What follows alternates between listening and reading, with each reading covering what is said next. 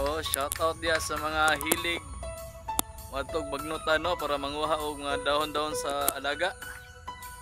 Nah, mas mapaakan pa mo na yung trabaho dag si panguhag dahon, mapaakan og bitin. Kaya na lang oh, pag atiman mo ni gasula,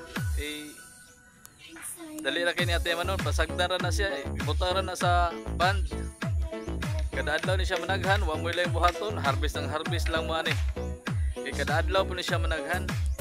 Undangin na inyong pagkuhag dahon-dahon diha sa bagnutan gi. Na, sige ba.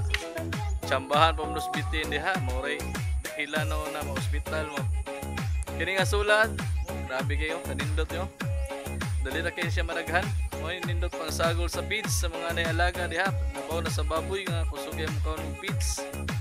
Manok, pato, isda, hito, tilapia, rabbit, ganding, o mo ni pangsagol sa inyong feeds. Undang na mo na inyong pagkuhakuhag dahon-dahon sa sagutan. Hindi matsambahan pa mong bitin diha. Salamat. PM lang ha sa gusto mo order. Tagong location ako.